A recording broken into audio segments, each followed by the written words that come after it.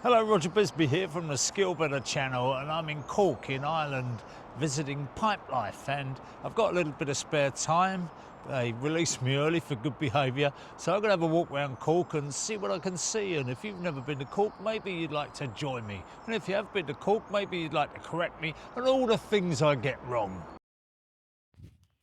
First thing I found out about Cork is it is built on islands, which are the parting of the River Lee as it makes its way to the Irish Sea.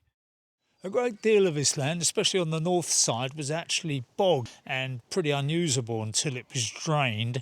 And now, of course, it's been inhabited and developed, and you'd never know it. And the islands are connected by a large number of bridges.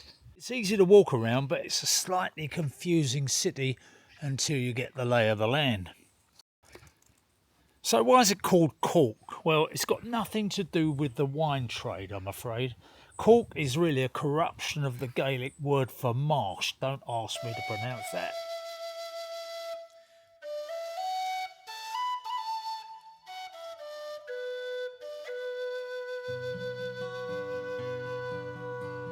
So let's take a little climb up the back streets here. Quite steep little streets, all coming away from the river.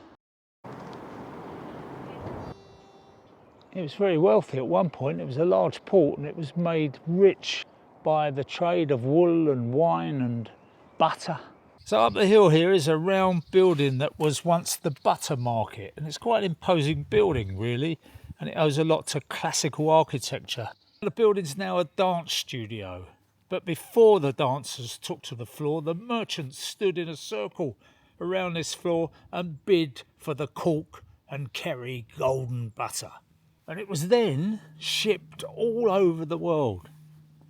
Now, I was wondering how that was possible, because back in the day there weren't refrigerated ships, these were sailing ships, so surely exporting butter to countries such as India was going to end up with a bit of a sticky mess in the hold. So how did they stop that butter melting and going rancid on those long voyages? Well, the answer is that they put it in sealed tins. And I think actually it was also fairly heavily salted, which makes it last longer. And this tradition of food preparation led to Cork becoming the self-proclaimed food capital of Ireland. And if you want to see what they've got on offer, then the English market in the city centre is a very good place to start. Who doesn't love a market?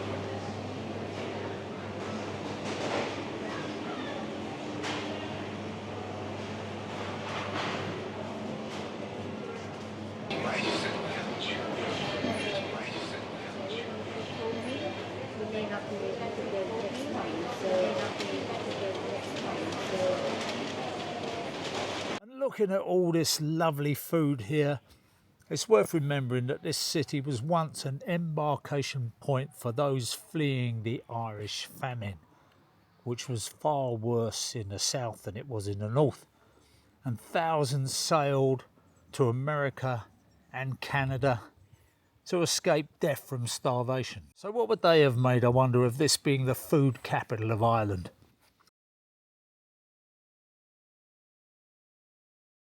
Something I noticed quite a lot with these is these fan lights over the top of the doors, and they're quite common here, but there's a lot of different varieties, you know, from very plain, but the idea was that they gave you that burst of light into the hall, but they didn't compromise the security on the front doors, which is obviously a weak spot. They would just put a fan light above it, and hopefully that was too small for any burglar to get through. This is a house that could do with a little bit of TLC, isn't it? And these ones are a lot plainer. You get the feeling that they might have not been the originals. So there's a little situation there. Police arresting a man. Right! Open your fucking hand! Open up your hand! When you're fucking told to do something on the gas, you fucking do it! Alright, understand?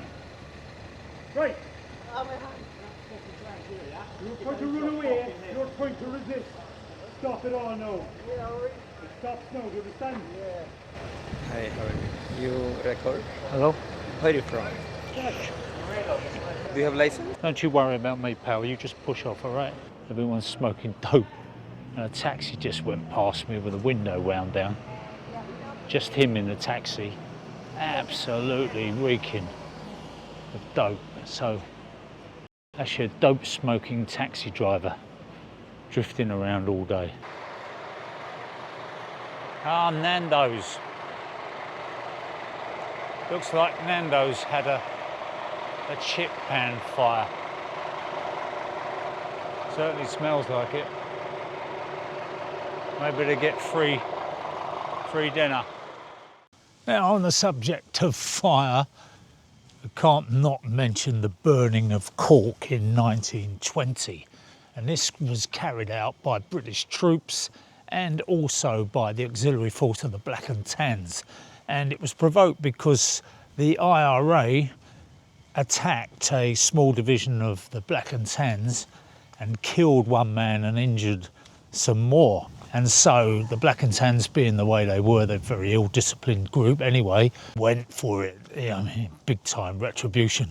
And they burned the city to the ground, or some of it. At least 40 businesses were destroyed and 300 homes, and the City Hall and the Carnegie Library. They're all destroyed by the fire, and the troops went on a rampage. They were looting, they were shooting people, and just generally being the horrible gits that they were. So a great deal of the old housing and the workshops were cleared away during slum clearance programmes. Despite this, there are still quite a lot of workers' cottages left in various parts of the cities. And for me, these narrow streets are an interesting place to wander about. I just like the ramshackle nature of it. And the sunshine has put everyone here in a good mood, but it's not typical Irish weather, I've got to tell you that, because the last time I was here, we took a walk down from the hotel, down the hill. 10 minutes later, the heavens opened up and we were soaked to the skin within minutes. So if you're tempted to visit this city, bring some wet weather gear with you.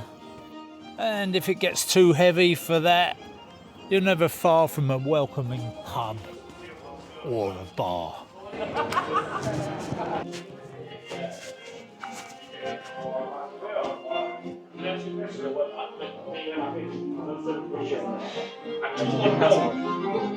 Didn't look like we had any belief on that. Actually, too wrong.